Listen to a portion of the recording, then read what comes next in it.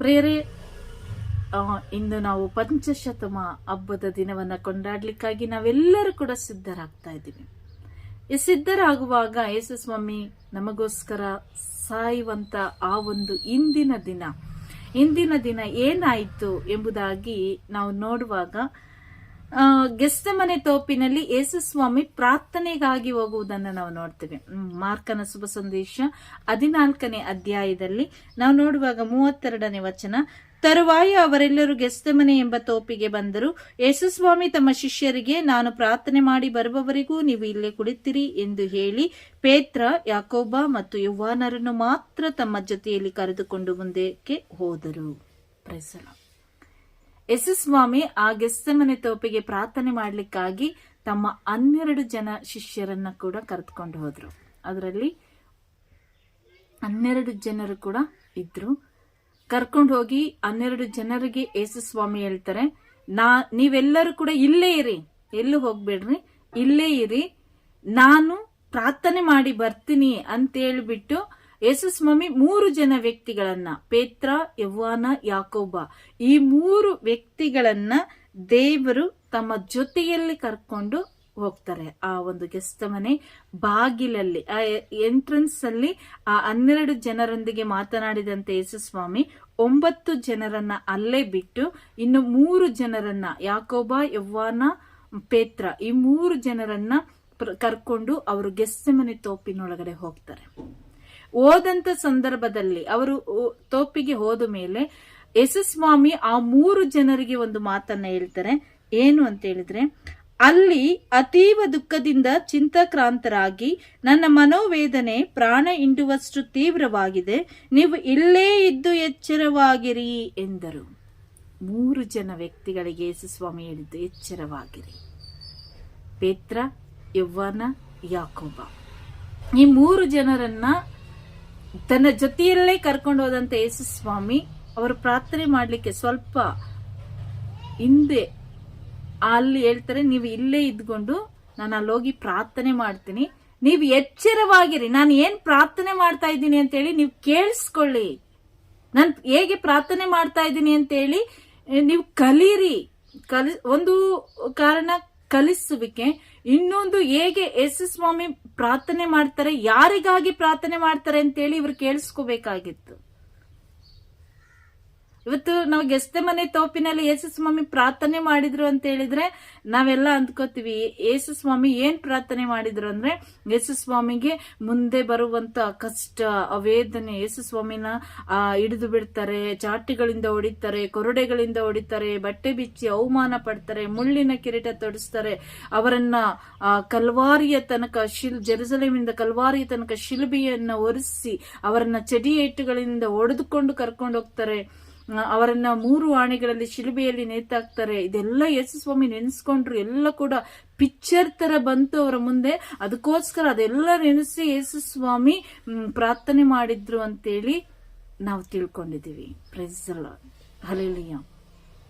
ಪ್ರಿಯರೇ, ಈ ವಾಕ್ಯವನ್ನ ಧ್ಯಾನ ಮಾಡುವಾಗ ಅವರು ಸರ್ವಶಕ್ತನಾದ ದೇವರು, ಅವರು ಬಂದಂತ ಕಾರಣ, ಅವರ ಲೋಕಕ್ಕೆ ಬಂದಂತ ಉದ್ದೇಶ ಅದೇ ಆಗಿತ್ತು, ನಮ್ಮೆಲ್ಲರಿಗೋಸ್ಕರ ಅವರು ಆ ಹಿಂಸೆ ಬಾಧೆಯನ್ನ ಅನುಭವಿಸಬೇಕಿದ್ದು ತಂದೆ ದೇವರ ಚಿತ್ತವಾಗಿತ್ತು. ಅವರು ಅದನ್ನು ಮಾಡಲೇಬೇಕಾಗಿತ್ತು, ಅದು ಅವರ ಕರ್ತವ್ಯ ಕೂಡ ಆಗಿತ್ತು.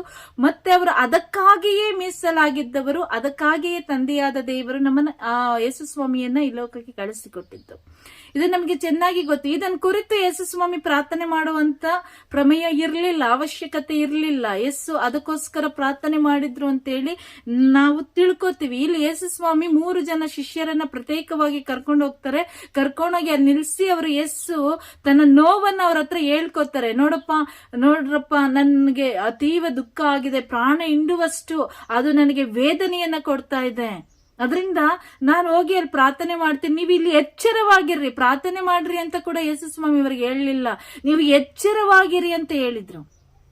ಎಚ್ಚರವಾಗಿರಿ ಅಂತ ಹೇಳಿದ್ರೆ ನಾನು ಏನ್ ಹೇಳ್ತಾ ಇದ್ದೀನಿ, ಏನ್ ಪ್ರಾರ್ಥನೆ ಮಾಡ್ತೀನಿ ಅದನ್ನ ನೀವು ಕೇಳಿಸ್ಕೋಬೇಕು. ನನ್ನ ಮಾತುಗಳು ನಿಮ್ಮ ಕಿವಿಗೆ ಬೀಳ್ಬೇಕು, ನನ್ನ ಮಾತುಗಳು ನಿಮ್ಮ ಕಿವಿಗೆ ಬಿದ್ದು ಅದು ನಿಮ್ಮ ಹೃದಯದಲ್ಲಿ ಭದ್ರವಾಗಿರ್ಬೇಕು. ನಾಳೆ ಅದನ್ನ ನೀವು ಅಲ್ಲಿ ಸಾಕ್ಷಿ ಪಡಿಸ್ಬೇಕು. ಯೇಸು ಸ್ವಾಮಿ ಯಾಕೆ ನಿಮ್ಮ 3 ಜನರನ್ನ ಪ್ರತ್ಯೇಕವಾಗಿ ಕರ್ಕೊಂಡು ಹೋದ್ರು? ಅಲ್ಲಿ ಒಳಗಡೆ ಹೋಗಿ ಯೇಸು ಸ್ವಾಮಿ ಏನ್ ಮಾಡಿದ್ರು ಅಂತೇಳಿ ಉಳಿದವರು ಕೇಳಿದ್ರೆ ಅದನ್ನ ನಾನು ಅವರಿಗೆ ತಿಳಿಸಿ ಹೇಳ್ಬೇಕು, ಅವರಿಗೆ ಆ ಸತ್ಯವನ್ನ ಬಿಚ್ಚಿಡ್ಬೇಕು. ಅದಕ್ಕಾಗಿ ಯೇಸು ಸ್ವಾಮಿ ಆ 3 ಜನರನ್ನ ಎಲ್ಲಿಗೆ ಹೋದ್ರು ಕೂಡ, ಅವರು ತಾಬೋರ್ ಬೆಟ್ಟಕ್ಕೆ ಹೋದ್ರಿಗೂ ಕೂಡ ಇವ್ 3 ಜನರನ್ನ ಕರೆದುಕೊಂಡು ಹೋದ್ರು. ಅಂದ್ರೆ ಸಾಕ್ಷಿ ಬೇಕು. ಯೇಸು ಸ್ವಾಮಿ ಏನ್ ಮಾಡಿದ್ರು ಬೆಟ್ಟದ ಮೇಲೆ ಹೋಗಿ ಅಂತ ಹೇಳಲಿಕ್ಕೆ, ಈ ಪ್ರಾರ್ಥನೆ ಮಾಡ್ಲಿಕ್ಕೆ ಹೋದಾಗ ಯೇಸು ಸ್ವಾಮಿ ಅಲ್ಲಿ ಏನ್ ಮಾಡಿದ್ರು ಅಂತ ಹೇಳಿದ್ರೆ ಸಾಕ್ಷಿ ಬೇಕು. ಸಾಕ್ಷಿ ಇಲ್ಲದೆ ನಾವ್ ಯಾವುದನ್ನ ಕೂಡ ಒಪ್ಕೊಳ್ಳಲ್ಲ. ಅದಕ್ಕೆ ಒಂದು ಕಡೆ ಸಂತ ಪೌಲರ್ ಹೇಳ್ತಾರೆ, ಪೌಲರಲ್ಲ, ಯೇಸು ಸ್ವಾಮಿನೇ ಹೇಳ್ತಾರೆ. ಎಲ್ಲಿ ಗೊತ್ತಾ, ಈ ಧನಿಕ ಮತ್ತು ಬಡ ಲಾಜರನ ವಿಷಯ ಬಂದಾಗ ಆ ಧನಿಕ ಅಬ್ರಹಾಮನನ್ನ ಕೇಳ್ತಾರೆ, ನೋಡು ನನಗೆ ಇನ್ನೂ 5 ಜನ ಸಹೋದರರಿದ್ದಾರೆ, ಈ ಲಾಜರನನ್ನ ಅವರ ಬಳಿಗೆ ಕಳಿಸಿಕೊಡು, ನಾನ್ ಪಡ್ತಾ ಇರುವಂತ ವೇದನೆ ಯಾತನೆ ನನ್ನ ಸಹೋದರರು ಪಡಬಾರ್ದು, ಇವನು ಹೋಗಿ ಅವರಿಗೆ ತಿಳಿ ಹೇಳಲಿ ಅಂತೇಳಿ. ಆಗ ಅಬ್ರಹಾಮ ಹೇಳ್ತಾರೆ, ಅವರಿಗೆ ಹೇಳಲಿಕ್ಕೆ ಅನೇಕ ಪ್ರವಾದಿಗಳ ಪ್ರವಚನಗಳಿವೆ, ಅನೇಕ ಸ್ವಾರ್ಥಕರು ಇದ್ದಾರೆ, ಬೋಧಕರಿದ್ದಾರೆ, ಅವರ ನುಡಿಗಳನ್ನ ಕೇಳಿ ಅವರು ಅರ್ಥಕೊಳ್ಳಿ. ಅವರ ಮಾತನ್ನೇ ಕೇಳಿ ಅವರು ಅರ್ಥಕೊಳ್ಳಿಲ್ಲ ಅಂತ ಹೇಳಿದ್ರೆ ಇನ್ ಸ್ವರ್ಗದಿಂದ ದೇವರೇ ಇಳಿದು ಬಂದ್ರು ಕೂಡ ಇವರು ಅದನ್ನ ನಂಬಲ್ಲ. ಅದಕ್ಕಾಗಿ ಈ ಪ್ರತ್ಯೇಕವಾದಂತ 3 ವ್ಯಕ್ತಿಗಳನ್ನ, ಪೇತ್ರ ನೀನು ಬಂಡೆ, ನಿನ್ನ ಮೇಲೆ ನನ್ನ ಧರ್ಮಸಭೆಯನ್ನ ಕಟ್ತಾ ಇದ್ದೀನಿ, ನನ್ನ ಸ್ವರ್ಗೀಯ ಬೀಗದ ಕೈಗಳನ್ನ ನಿನಗೆ ಕೊಡ್ತಾ ಇದ್ದೀನಿ, ಆರಿಸಿಕೊಂಡಂತ ಆ ನಾಯಕನನ್ನ ಮುಂದಾಗಿಟ್ಕೊಂಡು ಸ್ವಾಮಿ ಆ 3 ಜನರನ್ನ ಕರೆದುಕೊಂಡು ಹೋಗಿ ಅಲ್ಲಿ ಏನ್ ಮಾಡ್ತಾರೆ ಎಂಬುದನ್ನ ಇವರು ಎಚ್ಚರವಾಗಿದ್ದು ನೋಡ್ಬೇಕಾಗಿತ್ತು. ಹಾಗಾದ್ರೆ ಏನ್ ಮಾಡಿದ್ರು ಯೇಸು ಸ್ವಾಮಿ? ಪ್ರಾರ್ಥನೆ. ಆ ಪ್ರಾಣ ಹಿಂಡುವಷ್ಟು ನೋವು, ವೇದನೆ, ಯಾತನೆ ಯಾಕಾಯ್ತು ಯೇಸು ಸ್ವಾಮಿಗೆ? ನಾವು ಅದನ್ನು ನೋಡುವಾಗ, ಇಂದಿನ ವಾಕ್ಯಗಳನ್ನ ಲೂಕನ ಶುಭ ಸಂದೇಶದಲ್ಲಿ ನಾವು ನೋಡುವಾಗ, ಅಲ್ಲಿ ಸಿಮೋನ್ ಪೇತ್ರನಿಗೆ ಯೇಸು ಸ್ವಾಮಿ ಆ ಒಂದು ದಿನದಲ್ಲಿ ಎಚ್ಚರಿಕೆಯನ್ನ ಕೊಡ್ತಾರೆ. ಸಿಮೋನ್ ಪೇತ್ರನನ್ನ ಕರೆದು ಹೇಳ್ತಾರೆ, ಸಿಮೋನನೇ ಕೇಳು, ಸೈತಾನನು ನಿಮ್ಮನ್ನ ಪರೀಕ್ಷೆ ಮಾಡ್ಲಿಕ್ಕಾಗಿ ನನ್ನಿಂದ ಅಪ್ಪಣೆಯನ್ನ ಪಡೆದುಕೊಂಡಿದ್ದಾನೆ, ನಾನು ಕೊಟ್ಟುಬಿಟ್ಟಿದ್ದೀನಿ. ನೀವು ಯೇಸು ಸ್ವಾಮಿ ಆತನಿಗೆ ಹೇಳ್ತಾರೆ, ನೋಡು ಹೇಗೆ ಅವನು ಶೋಧಿಸ್ತಾನೆ ಅಂತ ಹೇಳಿದ್ರೆ, ಗಾಳಿಯಲ್ಲಿ ಹೇಗೆ ಆ ಒಂದು ಗೋಧಿಯ ಕಾಳನ್ನ ತೂರಲ್ಪಡ್ತಾರೋ ಅದೇ ರೀತಿಯಾಗಿ ನಿಮ್ಮನ್ನ ಶೋಧಿಸಲು ಸೈತಾನ ನನ್ನಿಂದ ಅಪ್ಪಣೆಯನ್ನ ಕೇಳ್ಕೊಂಡಿದ್ದಾನೆ. ದೇವರು ಯೇಸು ಸ್ವಾಮಿ ನಾನು ಅವನಿಗೆ ಪರ್ಮಿಷನ್ ಕೊಟ್ಟಿದ್ದೀನಿ ನಿಮ್ಮನ್ನ ಶೋಧಿಸ್ಲಿಕ್ಕಾಗಿ, ಆದ್ದರಿಂದ ನೀನು ಪ್ರಾರ್ಥನೆ ಮಾಡು ಅಂತ ಹೇಳಿದ್ರು ಪೇತ್ರನಿಗೆ. ಆದ್ರೆ ಪೇತ್ರ ಕಿವಿಗೆ ಹಾಕೊಂಡ್ಲಿಲ್ಲ. ಸ್ವಾಮಿ, ಅಂತ ಪರಿಸ್ಥಿತಿ ಏನಾದ್ರು ಬಂದ್ರೆ ನೋಡೋಣ, ನಿಮಗೋಸ್ಕರ ಪ್ರಾಣ ಕೊಡುವ ಸಮಯ ಬಂದ್ರೂ ಪರವಾಗಿಲ್ಲ, ನಾನು ಪ್ರಾಣ ಕೊಡ್ತೀನಿ ಅಂತ ಹೇಳಿದ ಪೇತ್ರ. ದೇವರ ಮಾತನ್ನ ಕಿವಿಗೆ ಹಾಕೊಂಡ್ಲಿಲ್ಲ, ಕೇಳಿಸ್ಕೊಂಡ್ಲಿಲ್ಲ, ಅವತ್ತು ಕಿವಿಗೆ ಹಾಕೊಂಡ್ಲಿಲ್ಲ. ಅದಕ್ಕೆ ಯೇಸು ಸ್ವಾಮಿ ಇವತ್ತು ಎಚ್ಚರವಾಗಿದ್ದು ಹೋಗ್ಲಿ ಕೇಳಿಸ್ಕೊ ಅಂತ ಹೇಳಿದ್ರು. ಇವತ್ತು ನೀನು ಪ್ರಾರ್ಥನೆ ಮಾಡ್ಲಿಲ್ಲ ಸರಿ, ಅದೇ ದಿನದಲ್ಲಿ ಯೇಸು ಸ್ವಾಮಿ ಆ ಪೇತ್ರನಿಗೆ ಹೇಳ್ತಾರೆ, ಈ ಮುಂಜಾನೆ ಕೋಳಿ ಕೂಗುವ ಮುನ್ನ ನೀನು 3 ಸಾರಿ ನನ್ನನ್ನ ಈತ ಯಾರು ಎಂಬುದಾಗಿ ಗೊತ್ತಿಲ್ಲ, ಯೇಸು ಯಾರು ಎಂಬುದಾಗಿ ಗೊತ್ತಿಲ್ಲ ಎಂಬುದಾಗಿ ನೀನು ನಿರಾಕರಿಸ್ತೀಯಾ ಅಂತೇಳಿ. ಅದಾಗೆ ಆಯ್ತು. ಅದಕ್ಕೆ ಯೇಸು ಸ್ವಾಮಿ ಗೆತ್ಸೆಮನೆ ತೋಪಿನಲ್ಲಿ ಕೂಡ ಹೇಳ್ತಾರೆ, ಎಚ್ಚರವಾಗಿರು. ಆ ಮಾತನ್ನಾದ್ರೂ ನೀನು ಸರಿಯಾಗಿ ಕೇಳಿಸ್ಕೊಂಡ್ಲಿಲ್ಲ, ಈ ಮಾತಿಗಾದ್ರೂ ಕಿವಿಗೊಡು, ಎಚ್ಚರವಾಗಿರು. ನಾನು ಏನ್ ಮಾಡ್ತಾ ಇದ್ದೀನಿ ಇದ್ರ ಬಗ್ಗೆ ನೀವು ತಿಳ್ಕೊಳ್ರಿ, ಏನ್ ಪ್ರಾರ್ಥನೆ ಮಾಡ್ತಾ ಇದ್ದೀನಿ ತಿಳ್ಕೊಳ್ರಿ. ನಾನ್ ಪ್ರಾಣ ಕೊಡ್ಬೇಕು ಎಂಬುದಾಗಿ ನಾನು ಆ ನೋವು ಬಾಧೆಯಲ್ಲಿ ಇವರೆಲ್ಲರಿಗೋಸ್ಕರ ನಾನು ಪ್ರಾಣ ಕೊಡ್ಬೇಕಲ್ಲ ದೇವರೇ, ಈ ಕಷ್ಟದ ಕೊಡವನ್ನ ತೆಗೆದು ಬಿಡು ಅಂತ ಹೇಳಿದ್ರೆ, ಈ ಒಂದು ಯಾತನೆಯಿಂದ ಬಿಡಿಸ್ಬಿಡು ಎಂಬುದಾಗಿ ಅಲ್ಲ ಯೇಸು ಸ್ವಾಮಿ ಪ್ರಾರ್ಥನೆ ಮಾಡಿದ್ದು. ಹಾಗಾದ್ರೆ ಏನ್ ಮಾಡಿದ್ರು ಯೇಸು ಸ್ವಾಮಿ ಪ್ರಾರ್ಥನೆಯನ್ನ? ಯಾಕೆ ಇವರನ್ನ ಎಚ್ಚರವಾಗಿರಕ್ಕೆ ಹೇಳಿದ್ರು ಅಂತ ಹೇಳಿದ್ರೆ, ನಾವು ಅದನ್ನ ಯೋಹಾನರು ಬರೆದ ಶುಭ ಸಂದೇಶ 17ನೇ ಅಧ್ಯಾಯಕ್ಕೆ ಹೋದಾಗ ಗೆತ್ಸೆಮನೆ ತೋಪಿನಲ್ಲಿ ಯೇಸು ಸ್ವಾಮಿ ಪ್ರಾರ್ಥನೆ ಮಾಡಿದ್ದು ಈ ರೀತಿಯಾಗಿದೆ. ಯೇಸುಸ್ವಾಮಿ ಅವರೊಡನೆ ಹೀಗೆ ಮಾತನಾಡಿದ ಮೇಲೆ ಆಕಾಶದತ್ತ ಕಣ್ಣೆತ್ತಿ ನೋಡಿ, ಪಿತನೇ, ನಿರೀಕ್ಷಿಸಿದ ಗಳಿಗೆ ಬಂದಿದೆ. ನಿಮ್ಮ ಪುತ್ರನು ನಿಮ್ಮ ಮಹಿಮೆಯನ್ನು ಬೆಳಗುವಂತೆ ನೀವು ಆತನ ಮಹಿಮೆಯನ್ನು ಬೆಳಗಿಸಿರಿ. ಈ ಮಾತುಗಳನ್ನು ಅವರೊಡನೆ ಆಡಿದ ಮೇಲೆ ನನ್ನ ಹೃದಯ ವೇದನೆಯಿಂದ ತುಂಬಿದೆ. ನನ್ನ ಅಲ್ಲಿರುವಂತಹ ದುಃಖ ಪ್ರಾಣ ಹಿಂಡುವಷ್ಟು ನನ್ನನ್ನ ಕುಗ್ಗಿಸ್ತಾ ಇದೆ ಎಂಬುದಾಗಿ ಯೇಸುಸ್ವಾಮಿ ಹೋಗಿ ನೆಲದ ಮೇಲೆ ಕುಸಿದು ತಂದೆಯಾದ ದೇವರ ಕಡೆಗೆ ಕರಗಳನ್ನೆತ್ತಿ ಪ್ರಾರ್ಥನೆ ಮಾಡಿದ್ರು. ಇದನ್ನ ಪ್ರಾರ್ಥನೆ ಮಾಡಿದ್ರು. ಏನನ್ನ ಪ್ರಾರ್ಥನೆ ಮಾಡಿದ್ರು ಅಂತ ಹೇಳಿದ್ರೆ, ಮುಂದುವರಿಸಿ ವಾಕ್ಯ ಹೇಳ್ತಾರೆ, ನರಮಾನವರ ಮೇಲೆ ನೀವು ಆತನಿಗೆ ಅಧಿಕಾರವನ್ನು ಕೊಟ್ಟಿರುವಿರಿ. ಇದರಿಂದಾಗಿ ನೀವು ಆತನಿಗೆ ಒಪ್ಪಿಸುವ ಎಲ್ಲರಿಗೆ ನಿತ್ಯ ಜೀವವನ್ನ ಆತನು ನೀಡುವನು. ಪ್ರತಿಯೊಬ್ಬೊಬ್ಬರಿಗಾಗಿ ಲೋಕದಲ್ಲಿ ಮನುಷ್ಯನಾಗಿ ಹುಟ್ಟಿದಂತ ಪ್ರತಿಯೊಂದು ವ್ಯಕ್ತಿಯನ್ನ ದೇವರು ಗೆತ್ಸೆಮನೆ ತೋಪಿನಲ್ಲಿ ನೆನೆಸಿಕೊಳ್ತಾರೆ. 3 ವರ್ಷಗಳ ಕಾಲ ಇವರ ಜೊತೆಯಲ್ಲಿ ನಾನಿದ್ದೆ. ಇವರ ಮಧ್ಯದಲ್ಲಿ ಅನೇಕ ಅದ್ಭುತಗಳನ್ನ, ಅತಿಶಯಗಳನ್ನ ನಾನು ಮಾಡಿದ್ದೇನೆ. ಇವರಿಗೆ ಅನೇಕ ರೀತಿಯಲ್ಲಿ ಇವರೊಂದಿಗೆ ಮಾತನಾಡಿದ್ದೇನೆ. ಇದು ಯಾವುದು ಇವರ ತಲೆಯಲ್ಲಿ ಮನಸ್ಸಿನಲ್ಲಿ ಇದೆಯೋ ಇಲ್ಲವೋ ಗೊತ್ತಿಲ್ಲ. ಆದರೆ ನಾನು ಹೋಗುವಂತ ಕ್ಷಣ, ನಾನು ನಿಮ್ಮ ಬಳಿಗೆ ಬರುವಂತ ಕ್ಷಣ ಬಂದಾಗೋಯ್ತು. ಇನ್ನು ಮುಂದೆ ಇವರು ಈ ಲೋಕದಲ್ಲಿ ಇರ್ತಾರೆ. ಇವರು ತಬ್ಬಲಿಗಳಾಗಿ ಇರಬಾರದು. ಇದನ್ನೇ ಯೇಸುಸ್ವಾಮಿ ತಂದೆಯಾದ ದೇವರ ಜೊತೆಯಲ್ಲಿ ಅದು ಗೆತ್ಸೆಮನೆ ತೋಪಿನಲ್ಲಿ ಪ್ರಾರ್ಥನೆ ಮಾಡಿದ್ದು. ಅವರು ಅನುಭವಿಸುವಂತ ಯಾತನೆಯನ್ನ ಕುರಿತು ಅಲ್ಲ, ಆ ಶಿಲುಬೆ ಮರಣವನ್ನ ಕುರಿತು ಅಲ್ಲ. ಸೋತು ಹೋಗ್ಬಾರ್ದು ನನ್ನ ಮಕ್ಕಳು, ನಿರಾಶೆಗೆ ಒಳಗಾಗಿ ಕುಗ್ಗಿ ಹೋಗಿ ನಾನು ಇಲ್ಲ ಅಂತೇಳಿ ಇವರು ಲೋಕದಲ್ಲಿ ಬಲಹೀನರಾಗಿ ಬಿದ್ದು ಹೋಗ್ಬಾರ್ದು, ಸೋತು ಹೋಗ್ಬಾರ್ದು. ಇವರಿಗೆ ಆ ಬಲ ಬೇಕು, ಶಕ್ತಿ ಬೇಕು. ಅದಕ್ಕಾಗಿ ಯೇಸುಸ್ವಾಮಿ ಹೇಳ್ತಾರೆ, ನಿತ್ಯ ದೇವರಾದ ನಿಮ್ಮನ್ನ, ನಿಜ ದೇವರಾದ ನಿಮ್ಮನ್ನ ನೀವು ಕಳಿಸಿಕೊಟ್ಟಂತ ಯೇಸು ಕ್ರಿಸ್ತರನ್ನ ಅರಿತುಕೊಳ್ಳುವುದು ನಿತ್ಯ ಜೀವ. ನೀವು ನನಗೆ ಕೊಟ್ಟ ಕಾರ್ಯವನ್ನು ನಾನು ಮಾಡಿ ಮುಗಿಸಿ ನಿಮ್ಮ ಮಹಿಮೆಯನ್ನು ಜಗತ್ತಿಗೆಲ್ಲ ತೋರ್ಪಡಿಸಿದೆನು. ಪಿತನೇ, ಜಗತ್ತು ಉಂಟಾಗುವ ಮೊದಲು ನಿಮ್ಮೊಡನೆ ನನಗಿದ್ದ ಅದೇ ಮಹಿಮೆಯನ್ನು ಕೊಟ್ಟು ನನ್ನನ್ನು ಈಗ ನಿಮ್ಮ ಸನ್ನಿಧಿಗೆ ಮಹಿಮೆ ಪಡಿಸ್ರಿ. ನಾನು ಇದಕ್ಕೋಸ್ಕರ ಪ್ರಾರ್ಥನೆ ಮಾಡ್ತಿಲ್ಲ. ನಾನು ಬಂದಂತ ಉದ್ದೇಶ ಏನಿದೆಯೋ ಅದನ್ನ ಸ್ವಾಮಿ ಅದು ಈಡೇರ್ಬೇಕು. ಅದು 100ಕ್ಕೆ 100ರಷ್ಟು. ಯಾಕೆಂದ್ರೆ ಅದು ತಂದೆಯಾದ ದೇವರ ಚಿತ್ತವಾಗಿತ್ತು. ಯೇಸು ಕ್ರಿಸ್ತರು ಇಡೀ ಮನುಕುಲದ ರಕ್ಷಣೆಗಾಗಿ ಶಿಲುಬೆಯ ಮೇಲೆ ಯಾತನೆಯನ್ನು ಅನುಭವಿಸಬೇಕು. ಇದನ್ನು ಯೇಸುಸ್ವಾಮಿ ಎಂದಿಗೂ ಅಲ್ಲಗೆಳೆಯುವಂತಿಲ್ಲ. ಇದಕ್ಕಾಗಿ ಯೇಸುಸ್ವಾಮಿ ಪರದಾಡಿ ದೇವರ ಹತ್ರ ಮೊರೆ ಇಟ್ಟು ಇದರಿಂದ ತಪ್ಪಿಸು ಅಂತ ಕೇಳಿಕೊಳ್ಳುವಂತ ಪ್ರಮೇಯ ಬರ್ಲಿಲ್ಲ. ಆ ಸಮಯದವರೆಗೂ ಬರ್ಲಿಲ್ಲ. ಯಾಕೆಂದರೆ ಅವರು ಬಂದಂತ ಉದ್ದೇಶನೇ ಅದಾಗಿತ್ತು. ಹಾಗಾದ್ರೆ ಏನಂತ ಹೇಳಿ ಯೇಸುಸ್ವಾಮಿ ಪ್ರಾರ್ಥನೆ ಮಾಡಿದ್ರು ಅಂತ ಹೇಳಿದ್ರೆ, ಇಲ್ಲಿ 6ನೇ ವಾಕ್ಯದಲ್ಲಿ ನೋಡ್ತೇವೆ, ನೀವು ಲೋಕದಿಂದ ಆರಿಸಿ ನನಗೆ ಕೊಟ್ಟ ಜನರಿಗೆ ನಿಮ್ಮ ನಾಮವನ್ನ ತಿಳಿಯಪಡಿಸಿದ್ದೇನೆ. ಇವರು ನಿಮ್ಮವರಾಗಿದ್ದರು, ಆದರೂ ಇವರನ್ನು ನನಗೆ ಕೊಟ್ಟಿರಿ. ನಿಮ್ಮ ಮಾತಿಗೆ ವಿಧೇಯರಾಗಿ ಇವರು ನಡೆದಿದ್ದಾರೆ. ನೀವು ನನಗೆ ಕೊಟ್ಟಿದ್ದೆಲ್ಲವೂ ನಿಜವಾಗಿ ನಿಮ್ಮಿಂದಲೇ ಬಂದಿರುವುದೆಂದು ಈಗ ಇವರಿಗೆ ತಿಳಿದಿದೆ. ನಿಮ್ಮಿಂದ ನಾನು ಕಲಿತದ್ದೆಲ್ಲವನ್ನು ಇವರಿಗೆ ತಿಳಿಯಪಡಿಸಿದ್ದೇನೆ. ಅವುಗಳನ್ನು ಇವರು ಅಂಗೀಕರಿಸಿ ನಿಮ್ಮಿಂದಲೇ ನಾನು ಬಂದದ್ದು ನಿಜವೆಂದು ಅರಿತುಕೊಂಡಿದ್ದಾರೆ. ನನ್ನನ್ನು ಕಳುಹಿಸಿದ್ದು ನೀವೇ ಎಂದು ವಿಶ್ವಾಸಿಸಿದ್ದಾರೆ. ಯೇಸುವಿನಲ್ಲಿ ವಿಶ್ವಾಸವಿಟ್ರು. ಅದಕ್ಕಾಗಿ ಪೇತ್ರ ಹೇಳ್ತಾನೆ, ಲೋಕಕ್ಕೆ ಬರಬೇಕಾಗಿರುವಂತ ಲೋಕೋದ್ಧಾರಕ ಸರ್ವಶಕ್ತನಾದ ದೇವರು ನೀವೇ. ನಿಮ್ಮನ್ನು ಬಿಟ್ಟು ಎಲ್ಲಿಗೋಗೋದು? ಜೀವದ ನುಡಿಗಳು ನಿಮ್ಮಲ್ಲಿರುವಾಗ ನಿಮ್ಮನ್ನು ಬಿಟ್ಟು ಎಲ್ಲೋಗೋದು? ಲೋಕಕ್ಕೆ ಬರಬೇಕಾಗಿದ್ದಂತ ಅಭಿಷಕ್ತನಾದ ಲೋಕೋದ್ಧಾರಕ ತಾವೇ. ಅರ್ಥಕೊಂಡಿರುವಂತ ಇವರಿಗೋಸ್ಕರ 9ನೇ ವಾಕ್ಯದಲ್ಲಿ ಯೇಸುಸ್ವಾಮಿ ಪ್ರಾರ್ಥನೆ ಮಾಡುವಂತದ್ದು. ಈಗ ಅಲ್ಲಿ ಹೇಳ್ತಾರೆ, ಯೇಸುಸ್ವಾಮಿ ಗೆತ್ಸೆಮನೆ ತೋಪಿನಲ್ಲಿ ಏನಂತೇಳಿ ಪ್ರಾರ್ಥನೆ ಮಾಡಿದ್ರು. ನಾನು ಪ್ರಾರ್ಥಿಸುವುದು ಇವರಿಗಾಗಿ, ಲೋಕಕ್ಕಾಗಿ ಅಲ್ಲ. ನಾನು ಪ್ರಾರ್ಥನೆ ಮಾಡಕ್ಕೆ ಹೋಗಿದ್ದು ನನ್ನ ಯಾತನೆಯನ್ನು, ನನ್ನ ವೇದನೆಯನ್ನು, ನಾನು ಅನುಭವಿಸುವಂತ ಶಿಲುಬೆಯ ಮರಣವನ್ನು ನನ್ನಿಂದ ತಪ್ಪಿಸಿಬಿಡಿ ಎಂಬುದಾಗಿ ಕೇಳುವುದಕ್ಕಾಗಿ ಅಲ್ಲ ನಾನು ಪ್ರಾರ್ಥನೆ ಮಾಡಿದ್ದು.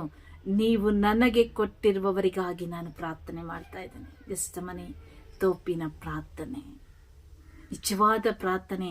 ಯೇಸುಸ್ವಾಮಿ ಅವತ್ತಲ್ಲಿ ಮಾಡಿದ್ದು ನಮ್ಮ ಒಬ್ಬೊಬ್ಬರಿಗೋಸ್ಕರ, ನಮ್ಮ ಒಬ್ಬೊಬ್ಬರನ್ನ ಕುರಿತು ಏನು ಅಂತೇಳಿ ಪ್ರಾರ್ಥನೆ ಮಾಡಿದ್ರು. ಏಕೆಂದರೆ ಇವರು ನಿಮ್ಮವರು, ಇವರಿಂದ ನನಗೆ ಮಹಿಮೆ ಉಂಟಾಗಿದೆ. ನನ್ನದೆಲ್ಲವೂ ನಿಮ್ಮದೇ, ನಿಮ್ಮದೆಲ್ಲವೂ ನನ್ನದೇ. ನಾನಿನ್ನು ಲೋಕದಲ್ಲಿ ಇರುವುದಿಲ್ಲ, ಇವರಾದರೂ ಲೋಕದಲ್ಲಿ ಇರುತ್ತಾರೆ. ನಾನು ನಿಮ್ಮ ಬಳಿಗೆ ಬರುತ್ತಿದ್ದೇನೆ. ಪವಿತ್ರ ಪಿತನೇ, ನಾನು ಒಂದಾಗಿರುವಂತೆ ನೀವು ನನಗೆ ಕೊಟ್ಟಿರುವ ಇವರು ಒಂದಾಗಿರುವ ಹಾಗೆ ನಿಮ್ಮ ನಾಮದ ಶಕ್ತಿಯಿಂದ ಇವರನ್ನ ಸುರಕ್ಷಿತವಾಗಿರಿಸಿರಿ. ನಾನಿರಲ್ಲ, ನಾನು ನಿಮ್ಮ ಬಳಿಗೆ ಬರ್ತಾ ಇದ್ದೀನಿ. ಇವರಿರ್ತಾರೆ ಈ ಲೋಕದಲ್ಲಿ. ಇವರಿಗೆ ನೀವು ಏನನ್ನ ನನಗೆ ತಿಳಿಯಪಡಿಸಿದ್ದೀರಿ ಎಲ್ಲವನ್ನ ಇವರಿಗೆ ನಾನು ತಿಳಿಯಪಡಿಸಿದ್ದೀನಿ. ನಾವು ಒಂದಾಗಿರುವಂತೆ ಸ್ವಾಮಿ ಇವರು ಕೂಡ ನನ್ನಲ್ಲಿ ಒಂದಾಗಿದ್ದಾರೆ. ಅಪ್ಪ, ಇವರು ಕೂಡ ನನ್ನಲ್ಲಿ ಒಂದಾಗಿದ್ದಾರೆ. ಇವರಿಗೆ ನಿಮ್ಮ ನಾಮದ ಶಕ್ತಿಯನ್ನ, ನಿಮ್ಮ ನಾಮದ ಶಕ್ತಿಯಿಂದ ಇವರನ್ನ ಸುರಕ್ಷಿತವಾಗಿ ಕಾಪಾಡ್ರಿ. ಈ ಲೋಕದಲ್ಲಿ ಶೋಧನೆಗಳಿಗೆ ಒಳಗಾಗ್ಬಿಡ್ತಾರೆ, ವೇದನೆಗಳಿಗೆ ಒಳಗಾಗ್ಬಿಡ್ತಾರೆ.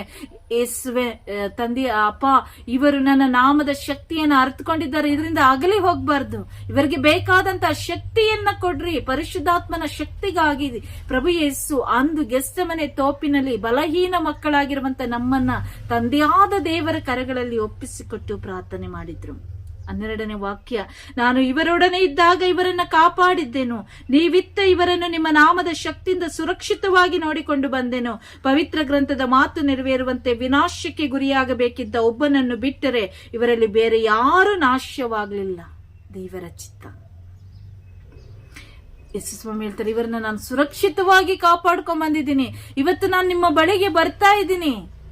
ಇವರೇ ಮಾತ್ರ ಇರ್ತಾರೆ ಲೋಕದಲ್ಲಿ. ಒಬ್ಬ ಮಾತ್ರ ಕೆಟ್ಟು ಹೋದ, ಒಬ್ಬ ನಾಶಕ್ಕೆ ಪಟ್ಟುಬಿಟ್ಟ. ಆದ್ರೆ ಈ 11 ಜನ ಕುಂದಿ ಹೋಗ್ಬಾರ್ದು. ಲೋಕಕ್ಕೆಲ್ಲ ಸುವಾರ್ತೆಯನ್ನು ಸಾರಬೇಕಾದವರು, ಮನುಕುಲದಲ್ಲಿ ನನ್ನ ನಾಮ ಮಹಿಮೆಯನ್ನ, ನಿಮ್ಮ ನಾಮ ಮಹಿಮೆಯನ್ನ ಎತ್ತಿ ಬಿಡಿಯಬೇಕಾದಂತ ಇವರನ್ನ ಕುಂದಿ ಹೋಗದಂತೆ, ಕುಸಿದು ಹೋಗದಂತೆ ಇವರನ್ನ ಬಲಪಡಿಸಿರಿ ಎಂಬುದಾಗಿ ಯೇಸು ಸ್ವಾಮಿ ಅವತ್ತು ಗೆಸ್ತಮನೆ ತೋಪಿನಲ್ಲಿ ಪ್ರಾರ್ಥನೆ ಮಾಡಿದ್ದು ಅವರಿಗೋಸ್ಕರ ಅಲ್ಲ, ಅವರ ಯಾತನೆಗೋಸ್ಕರ ಅಲ್ಲ, ಅವರು ಅನುಭವಿಸಲಿರುವಂತ ಎಲ್ಲವನ್ನ ಕುರಿತು ನೆನೆಸಿ ಅಲ್ಲ. ಅವರು ಹತ್ತು ಗೋಳಾಡಿ ತಂದೆಯಾದ ದೇವರ ಮುಂದೆ ಉಚ್ಚ ಸ್ವರದಿಂದ ಕೂಗಿ ಮೊರೆ ಇಟ್ಟಿದ್ದು ಈ ನಮ್ಮ ಒಬ್ಬೊಬ್ಬರಿಗಾಗಿ. ನಾವು ಬಿದ್ದು ಹೋಗ್ಬಾರ್ದು, ನಾವು ಸೋತು ಹೋಗ್ಬಾರ್ದು. ಈ ಲೋಕದಲ್ಲಿ ನಾವು ಯೇಸುವಿನಿಂದ ಕಲಿತಂತ ಯಾವುದನ್ನ ಕೂಡ ಮರಿಬಾರ್ದು. ಯೇಸು ನಮ್ಮನ್ನ ಬಲಪಡಿಸಿದಾಗೆ ನಾವು ಕೂಡ ಪರರನ್ನ ಬಲಪಡಿಸಬೇಕು. ಆ ಶಕ್ತಿ ನಮಗೆ ಬೇಕು. ಆ ಶಕ್ತಿಯನ್ನ ಪಡೆದುಕೊಳ್ಳಿಕ್ಕಾಗಿ ಪ್ರಭು ಯೇಸು ನಮ್ಮ ಒಬ್ಬೊಬ್ಬರಿಗಾಗಿ ಗೆಸ್ತಮನೆ ತೋಪಿನಲ್ಲಿ ಮೊರೆ ಇಟ್ಟರು ತಂದೆಯಾದ ದೇವರಲ್ಲಿ. ನಾವು ಅಂದುಕೊಂಡ ಹಾಗೆ ಯೇಸು ಸ್ವಾಮಿ ಅವರಿಗೋಸ್ಕರ ಅವರು ಮೊರೆ ಇಟ್ಕೊಳ್ಳಲಿಲ್ಲ, ಅವರಿಗೋಸ್ಕರ ಅವರು ಮೊರೆ ಇಡ್ಲಿಲ್ಲ. ಅದರಿಂದ ಈ 17ನೇ ಅಧ್ಯಾಯವನ್ನು ಸಂಪೂರ್ಣವಾಗಿ ನಾವು ಓದುವಾಗ ಇದೆಲ್ಲವೂ ಕೂಡ ಯೇಸು ಸ್ವಾಮಿ ಮನೋವೇದನೆಯಿಂದ, ಪ್ರಾಣ ಹಿಂಡುವಷ್ಟು ಮನೋವೇದನೆಯಿಂದ ನಮ್ಮ ಒಬ್ಬೊಬ್ಬರನ್ನ ತಂದೆಯಾದ ಕರಗಳಲ್ಲಿ ಸಮರ್ಪಿಸಿಕೊಟ್ಟು ಪ್ರಾರ್ಥನೆ ಮಾಡಿದ್ರು. ಲೋಕದಲ್ಲಿ ನಾವು ಈ ಲೋಕವನ್ನು ಜಯಿಸಬೇಕು. ಇಲ್ಲಿ ಹೇಳ್ತಾರೆ ಯೇಸು ಸ್ವಾಮಿ 14ನೇ ವಾಕ್ಯ, ನಿಮ್ಮ ಸಂದೇಶವನ್ನು ಇವರಿಗೆ ತಿಳಿಸಿದ್ದೇನೆ, ನಾನು ಲೋಕಕ್ಕೆ ಸೇರಿದವನಲ್ಲ, ಅಂತೆಯೇ ಇವರೂ ಲೋಕಕ್ಕೆ ಸೇರಿದವರಲ್ಲ. ಈ ಕಾರಣ ಲೋಕಕ್ಕೆ ಇವರ ಮೇಲೆ ದ್ವೇಷ ಇದೆ. ಇವರನ್ನು ಲೋಕದಿಂದ ತೆಗೆದು ಬಿಡಬೇಕೆಂದು ನಾನು ನಿಮ್ಮನ್ನು ಕೇಳಿಕೊಳ್ಳುತ್ತಿಲ್ಲ, ಆದರೆ ಕೇಡಿಗನಿಂದ ಇವರನ್ನು ಕಾಪಾಡಬೇಕೆಂದು ಕೇಳಿಕೊಳ್ಳುತ್ತೇನೆ. ನಂಗೆ ಸಮಯ ಇಲ್ಲ, 20 ನಿಮಿಷದ ಒಳಗಡೆ ಈ ವಿಡಿಯೋನ ಮುಗಿಸ್ಬೇಕು. ಅದಕ್ಕೋಸ್ಕರ ಸ್ವಲ್ಪ ಫಾಸ್ಟ್ ಆಗಿ ಓದ್ಕೊಂಡು ಹೋದೆ. ಇಲ್ಲಿ ಯೇಸು ಸ್ವಾಮಿ ಪ್ರಾರ್ಥನೆ ಮಾಡ್ತಾರೆ ಇದಕ್ಕೋಸ್ಕರ. ನಾನು ಈ ಲೋಕದಲ್ಲಿ ಸೇರಿದವನಲ್ಲ, ಈ ಮಕ್ಕಳು ನನ್ನಲ್ಲಿ ವಿಶ್ವಾಸವಿಟ್ಟವರು, ನಂಬಿಕೆ ಇಟ್ಟವರು ಕೂಡ ಲೋಕಕ್ಕೆ ಸೇರಿದವರಲ್ಲ. ಆದ್ರಿಂದ ನಾನು ನಿಮ್ಮ ಬಳಿಗೆ ಬರ್ತಿದ್ದೀನಿ ಅಂತ ಹೇಳಿ ಇವ್ರನ್ನು ಕೂಡ ಈಗಲೇ ನಿಮ್ಮ ಬಳಿಗೆ ಕರೆದುಕೊಂಡು ಬಿಡ್ರಿ ಅಂತ ಹೇಳಿ ನಾನು ಹೇಳ್ತಾ ಇಲ್ಲ. ಬದಲಾಗಿ ಸೈತಾನನ ವಶಕ್ಕೆ, ಕೇಡಿಗನ ವಶಕ್ಕೆ ಇವರು ಸಿಕ್ಕದಂತೆ ಇವರನ್ನ ಕಾಪಾಡ್ರಿ. ಇದು ಗೆಸ್ತಮನೆ ತೋಪಿನಲ್ಲಿ ಯೇಸು ಸ್ವಾಮಿ ನಮ್ಮ ಒಬ್ಬೊಬ್ಬರಿಗಾಗಿ ತಂದೆಯಾದ ದೇವರಲ್ಲಿ ಕಣ್ಣೀರಿಡುತ್ತಾ ಉಚ್ಚ ಸ್ವರದಿಂದ ಕೂಗಿ ಮೊರೆ ಇಟ್ಟದ್ದು ನಮ್ಮ ರಕ್ಷಣೆಗಾಗಿ. ನಮ್ಮನ್ನ ಈ ಲೋಕದ ಕೇಡಿಗನ ಅಧಿಪತಿಯಾಗಿರುವ ಸೈತಾನನ ಸಕಲ ಕುತಂತ್ರಗಳಿಂದ ನಮ್ಮನ್ನ ಕಾಪಾಡುವಂತಲೂ ಶಕ್ತನಾಗಿರುವಂತ ದೇವರಲ್ಲಿ ಮೊರೆಯಿಟ್ಟು ಯೇಸು ಸ್ವಾಮಿ ನಮ್ಮ ಒಬ್ಬೊಬ್ಬರಿಗಾಗಿ ಪ್ರಾರ್ಥನೆ ಮಾಡಿದ್ರು. ಆ ಹಿಂದಿನ ರಾತ್ರಿ ಯೇಸು ನಮ್ಮ ಮೇಲಿಟ್ಟಂತ ಪ್ರೀತಿ ಇಲ್ಲಿ ವ್ಯಕ್ತವಾಗ್ತದೆ. ನಾವು ಅಂದುಕೊಂಡ ಹಾಗೆ ಯೇಸು ಸ್ವಾಮಿ ಅವರಿಗೋಸ್ಕರ ಪ್ರಾರ್ಥನೆ ಮಾಡಲಿಲ್ಲ. ಅದರಿಂದ ದೇವರ ವಾಕ್ಯ ಹೇಳ್ತದೆ, ಯೇಸು ಸ್ವಾಮಿ ಹೇಳ್ತಾರೆ, ಬರೀ ಆರಿಸಿಕೊಂಡವರಿಗಾಗಿ ಅಲ್ಲ. 20ನೇ ವಾಕ್ಯ, ಇವರಿಗಾಗಿ ಮಾತ್ರ ಅಲ್ಲ, ಇವರ ಮಾತನ್ನ ಕೇಳಿ ನನ್ನಲ್ಲಿ ವಿಶ್ವಾಸವಿಡುವವರಿಗಾಗಿಯೂ ಪ್ರಾರ್ಥಿಸುತ್ತಿದ್ದೇನೆ. ಇಡೀ ಪ್ರಪಂಚಕ್ಕೋಸ್ಕರ ಯೇಸು ಸ್ವಾಮಿ ಪ್ರಾರ್ಥನೆ ಮಾಡಿದ್ರು. ಸುವಾರ್ತೆಯನ್ನು ಕೇಳಿ, ಶುಭ ಸಂದೇಶವನ್ನ ಕೇಳಿ, ದೇವರ ವಾಕ್ಯವನ್ನ ಕೇಳಿ ಯೇಸುವೆ ನಿಜ ದೇವರು ಎಂಬುದಾಗಿ ನಂಬುವ ಪ್ರತಿಯೊಬ್ಬ ಮನುಷ್ಯನು, ಯೇಸುವಿನಲ್ಲಿ ವಿಶ್ವಾಸವಿಡುವಂತ ಪ್ರತಿಯೊಬ್ಬ ಮನುಷ್ಯನಿಗಾಗಿ ಒಂದೊಂದು ಆತ್ಮಗಳು ಕೂಡ ನಷ್ಟಪಟ್ಟು ಹೋಗದಂತೆ, ದೇವರು ಬಂದಂತ ಯೇಸು ಕ್ರಿಸ್ತರು ಈ ಲೋಕಕ್ಕೆ ಬಂದಂತ ಉದ್ದೇಶ ಈಡೇರುವುದಕ್ಕಾಗಿ ಪ್ರತಿಯೊಬ್ಬ ಮನುಷ್ಯನು ಆ ಒಂದು ಕೃಪೆಯನ್ನು ಪಡೆದುಕೊಳ್ಳುವಂತೆ, ನಿತ್ಯ ಜೀವವನ್ನು ಪಡೆದುಕೊಳ್ಳುವಂತೆ ತಂದೆಯಾದ ದೇವರು ಒಬ್ಬೊಬ್ಬರಿಗಾಗಿ, ಅವರು ಯಾವ ಜಾತಿ ಜನಾಂಗವಾಗಿರಲಿ, ಯೇಸು ಕ್ರಿಸ್ತನ ಕುರಿತು ಕೇಳಿ ನಂಬಿಕೆ ಇಟ್ಟು ವಿಶ್ವಾಸವಿಡುತ್ತಾರೋ ಅವರೆಲ್ಲರಿಗಾಗಿ ಯೇಸು ಸ್ವಾಮಿ ಒಂದು ಗೆಸ್ತಮನೆ ತೋಪಿನಲ್ಲಿ ಪ್ರಾರ್ಥನೆ ಮಾಡಿದ್ರು. ಇದೇ ನಿಜವಾದ ಪ್ರಾರ್ಥನೆ. ಪರರಿಗೋಸ್ಕರ ಪ್ರಾರ್ಥಿಸುವಂಥದ್ದನ್ನ ಯೇಸು ಸ್ವಾಮಿ ಕೊನೆಗಳಿಗೆಯಲ್ಲಿ ನಮಗೆ ಕಲಿಸಿಕೊಟ್ಟು ಹೋದ್ರು. ಅತೀವ ದುಃಖದಿಂದ, ವೇದನೆಯಿಂದ, ಪ್ರಾಣ ಹಿಂಡುವಷ್ಟು ಮನೋವೇದನೆಯಿಂದ ತಂದೆಯಾದ ದೇವರಲ್ಲಿ ನಮ್ಮ ಒಬ್ಬೊಬ್ಬರಿಗಾಗಿ ಭಿನ್ನಯಿಸಿ ಪ್ರಾರ್ಥಿಸಿದ್ರು. ಅದಕ್ಕೋಸ್ಕರ ನಾವು ಕೂಡ ಒಬ್ಬರಿಗೊಬ್ಬರು ಪ್ರಾರ್ಥಿಸುತ್ತಾ ಜೀವಿಸೋಣ.